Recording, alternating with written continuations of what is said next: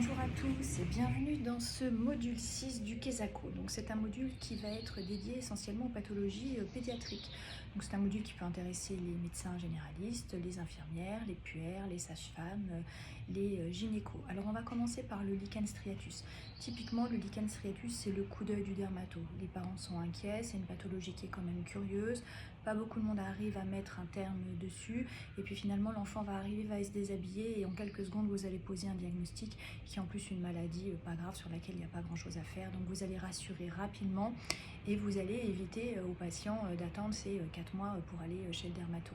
Donc vraiment ça c'est un truc, une fois que vous aurez vu les 10 photos, 20 photos de lichen striatus, vous l'aurez vraiment en tête. C'est une pathologie, voilà, vous allez voir toutes les photos, elles sont verticales, en bande, donc voilà, vous ne pourrez plus passer à côté du lichen striatus. Dans le même ordre d'idées, on a la protrusion pyramidale. C'est un peu moins fréquent que le lichen striatus, mais je pense que c'est très important de connaître cette pathologie afin de ne pas partir sur un diagnostic par exemple de sévices sexuels. Voilà, c'est une variante anatomique au niveau de la marge anale ou qui peut être acquise. En tout cas, vraiment une fois que vous en aurez vu, pareil, ça c'est le coup d'œil, en 2 secondes vous pourrez désamorcer une problématique. Voilà. Je vais vous parler également de l'hémangiome. Alors l'hémangiome, grosse problématique, quand est-ce qu'on adresse au dermato? Vous savez que la prise en charge, si elle doit être faite, elle est précoce. Et donc voilà, est-ce qu'on envoie rapidement, est-ce qu'on n'envoie pas? Ça dépendra bien sûr de sa taille, de la localisation. Il y a certains critères que je vais vous rappeler et comme ça vous pourrez avoir une petite reco rapide. Je vais vous parler également des recos sur l'impétigo.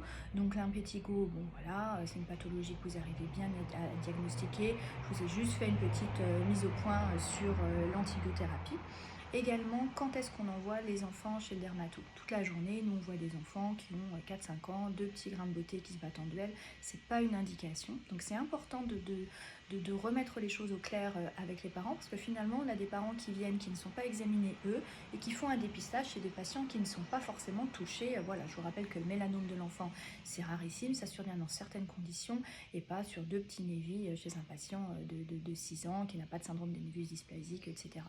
Donc voilà, remettre un petit peu au clair avec les parents les recommandations sur quand faire examiner son enfant. Le petit tips d'Anne sur l'anis streptococcique, diagnostic que vous pouvez confirmer ou infirmer à votre cabinet rapidement. Donc c'est juste un petit truc voilà, que vous pouvez faire si vous avez bien sûr des tests en gym, mais je pense que vous en avez tous.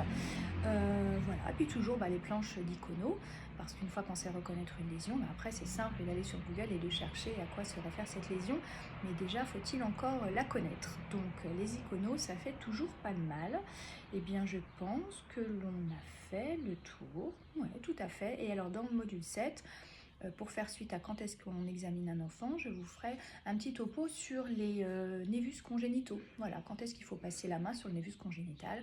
Bien sûr, pas le névus congénital qui atteint tout un dos, hein, mais le névus congénital d'une certaine taille, qui est peut-être apparu quelques semaines après la naissance et qui n'a pas été pris en compte au moment de l'accouchement à la maternité ou chez le pédiatre à la visite post-naissance. Voilà, et bien je vous souhaite à tous une bonne journée et merci de suivre ce module. Au revoir.